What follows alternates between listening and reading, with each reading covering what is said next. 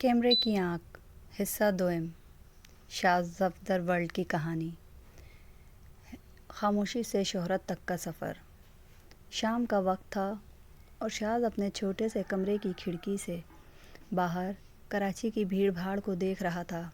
गली में बच्चों का शोर, करीब की मस्जिद से आती अज़ान की आवाज़, हर चीज़ अपनी जगह पर थी, लेकिन शाज़ का दिल कहीं और था। हाथ में थमा छोटा सा ट्राइपॉड उसे काट रहा था। बाहर किचन से उसकी अहलिया युसरा की हल्की सी आवाज़ आई, शाज़ खाना तैयार है, तुम्हें किस चीज़ की फ़िक्र है? शाज़ ने मुड़कर देखा। युसरा की मुस्कुराहट हमेशा की तरह पुरसुकून थी। मुझे मालूम है तुम मास के बारे में सोच रहे हो। उसने प्यार से सरगोशी की। वो अपनी दुनिया का बादशाह है, तुम अपनी दुनिया के बादशाह बनो। शाज़ ने गहरी सांस ली। बात बादशाहत की नहीं है युसरा। मैं नहीं जानता कि लोग हमारे जैसी सादा ज़िंदगी में क्या देखेंगे। मास के व्लॉग्स में बड़ी मुहिम जोई, नयापन है। हमारे पास क्या है? युसरा मुस्कुराई और चाय का कप उसकी तरफ बढ़ाया। हमारे पास वो है जो उन्हें पसंद है, सच्चाई। तुम कभी कैमरे के सामने अदाकारी नहीं कर सकते। जब तुम कैमरा ऑन करते हो तो तुम्हारी आंखों में जो चमक होती है वो किसी स्क्रिप्ट की मोहताज नहीं है। सिर्फ हमें दिखाओ।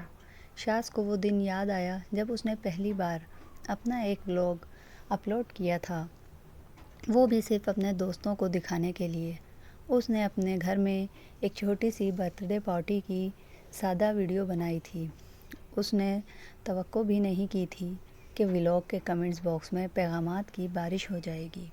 किसी ने लिखा था, भाई तुम्हारी फैमिली में अपनाइयत बहुत है, बहुत मज़ा आया। किसी ने लिखा, भाई बिल्कुल अपने घर जैसा माहौल है।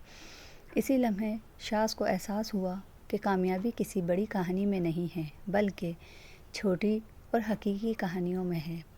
अगले दिन शाज़ ने अपना ट्राइपॉड को मजबूती से थामा। चलो युसरा, आज हम अपने नाज़रीन को अपने नए पौधे दिखाते हैं और तुम्हारे हाथ की बनी चाय का जादू भी दिखाते हैं। जब उसने रिकॉर्डिंग का बटन दबाया तो वो हिचकिचाहट जिसने उसे सालों से जकड़ रखा था कहीं गायब हो गई। कैमरा आंखें बन चुका था और शाज़ को पहली बार लगा कि ये आंख उसे देख नहीं रही, बल्कि उसे दुनिया से जोड़ रही है। ये उसके यूट्यूबर शाज़ सफदर बनने का पहला हकीकी लम्हा था। अब आप कहानी में आगे बढ़कर ये देखना। शाज़ और युसरा का सादा अंदाज़ नाजरीन के लिए एक लत बन चुका था। अब उनका हर व्लॉग ट्रेंडिंग में होता। अचानक उनका एक मामूली घराना हज़ारों आँखों का मरकज़ बन गया। एक दोपहर शाज़ ने अपने स्टूडियो, जो अब उनके घर का एक कोना था, में बैठे हुए युसरा से कहा, ये अजीब है। पहले जब हम कुछ ख़रीदते थे तो सिर्फ हमें खुशी होती थी। अब लगता है हर चीज़ की अनबॉक्सिंग करनी है। हर खुशी पहले कैमरे की तरफ दौड़ती है, फिर दिल में उतरती है। युसरा ने अपने मखसूस ठंडे अंदाज में जवाब दिया, यही तुम्हारी ज़िम्मेदारी है शाज़। लोगों ने तुम्हें इसलिए नहीं जोड़ा कि तुम अमीरी दिखाओ, बल्कि इसलिए कि तुम अपने जैसे लगो। उन्हें हमारी ज़िंदगी में फ़िल्टर नहीं, रिश्तों का फ्यूचर देखना है। कहानी में सबसे अहम मोड़ तब आया जब उनकी ज़िंदगी में कबीर की आमद हुई। वो एक ऐसा लम्हा था जिसे शाज़ और युसरा ने अपने लाखों नाज़रीन के साथ शेयर किया। अस्पताल का कमरा, बाप बनने की खुशी में शाज़ की आंखों में आंसू और बच्चे की पहली झलक। ये व्लॉग पाकिस्तान का सबसे ज़्यादा देखे जाने वाला ख़ानदानी व्लॉग बन सकता था, मगर ना बन सका क्योंकि कुछ अपने ही आड़े आ गए। ताहम इस बेपनाह खुशी के साथ एक नया चैलेंज भी सामने आया, बच्चे की ज़िम्मेदारी। शाज़ ने रात के खाने की मेज़ पर बैठे हुए युसरा से कहा, आज एक कमेंट आया है कबीर की हर सरगर्मी शेयर ना की जाए। मुझे डर लगता है युसरा, क्या हम इस बच्चे की तमाम प्राइवेसी छीन रहे हैं? युसरा ने कबीर के छोटे से हाथ पर अपना हाथ रखा। हम दोनों ने फ़ैसला किया था कि हम असलियत दिखाएंगे, लेकिन असलियत सिर्फ कैमरे में नहीं होनी चाहिए। हम अपनी दुनिया को स्क्रीन के लिए नहीं जिएंगे। अब हमें एक लकीर खींचनी होगी। कबीर का बचपन हमारे लिए है, नाजरीन के लिए उसकी कुछ झलक। शाज़ को सबसे ज़्यादा सुकून और पनाह घर की सबसे पुरसुकून शख्सियत ان کی والدہ کے پاس ملتی تھی۔ یہ وہ سہارا تھا جو کیمرے کی آنکھ سے دور صرف دل کی گہرائیوں میں محسوس کیا جا سکتا تھا۔ ایک شام جب شاذ بہت زیادہ سوشل میڈیا کی تنقید اور اپنے اور یسریٰ کے بارے میں بنائے گئے منفی تبصروں سے پریشان تھا تو وہ خاموشی سے اپنی موم کے پاس جا بیٹھا جو نماز پڑھنے کے بعد تسبیح پڑھ رہی تھیں۔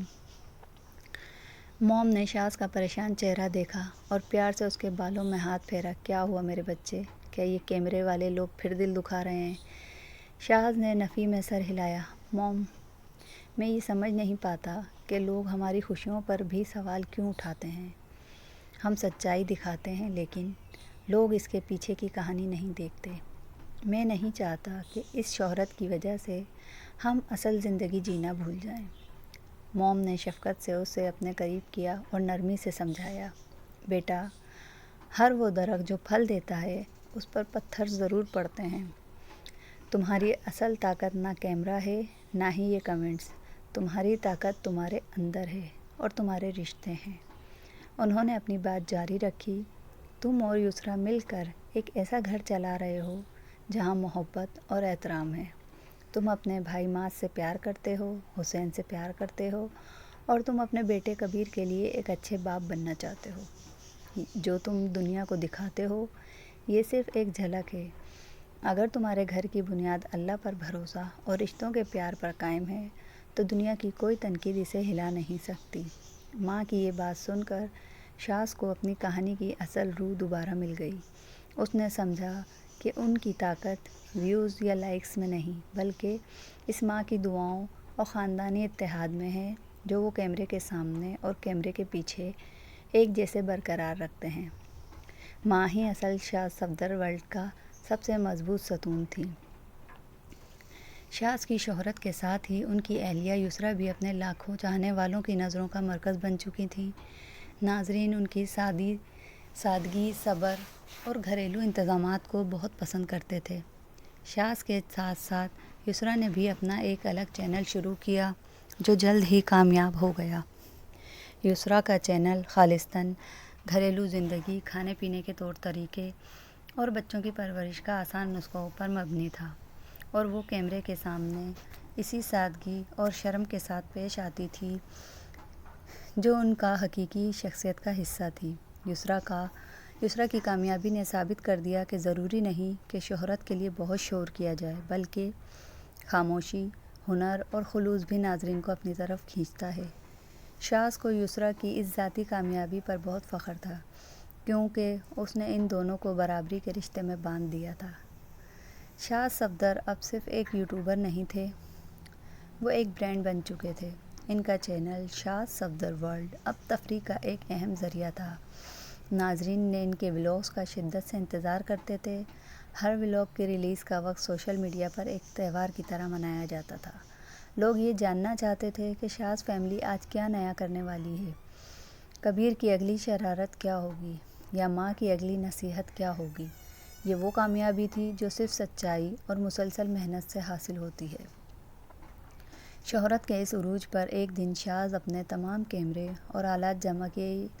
یسریٰ نے پریشانی سے دیکھا، کیا ہوا شاذ؟ شاذ نے مسکرا کر جواب دیا، کچھ نہیں ہوا، سب کچھ ہو گیا ہے۔ اس نے ایک جذباتی ولاگ ریکارڈ کیا جو اس کے کیریئر کا سب سے اہم ولاگ ثابت ہوا۔ اس نے اپنے ناظرین کو مخاطب کیا اور کہا، آپ سب میرے خاندان کا حصہ ہیں، میں آپ سے ہر لمحہ شیئر کرتا رہا ہوں، مگر آج میں آپ کو وہ حقیقت بتاؤں گا جو کیمرے کے سامنے نہیں آ سکتی۔ ہمارے اس گھر کی سب سے قیمتی چیز سکون ہے۔ میں آپ سے وعدہ کرتا ہوں کہ میں آپ کو تفریح دیتا رہوں گا، لیکن اب میرے اور یسریٰ کے کچھ لمحات صرف ہمارے لیے ہوں گے۔ ہمیں اپنے بیٹے کبیر کو بھی ایک ایسی دنیا دینی ہے جہاں ہر چیز ریکارڈڈ نہ ہو۔ شاذ نے یہ اعلان کر کے ایک نئی روایت قائم کی کہ ایک کامیاب یوٹیوبر بھی اپنی نجی حدود کا مالک ہو سکتا ہے۔ یہ ایک ایسا فیصلہ تھا جسے ان کے ناظرین نے عزت دی کیونکہ یہ فیصلہ حقیقی محبت اور ذمہ داری کی بنیاد پر کیا گیا تھا۔ یہ شاذ صفدر اور یسریٰ کی زندگی اور کیریئر پر مبنی فرضی ناول کہانی کیمرے کی آنکھ کا مکمل خاکہ ہے۔ مجھے امید ہے کہ یہ آپ کی توقعات پر پورا اترا ہوگا۔ مزید کس کی کہانی سننی ہے نیکسٹ کمنٹ کیجیے گا۔ لائک کریں، شیئر کریں اور سبسکرائب کریں۔ شکریہ۔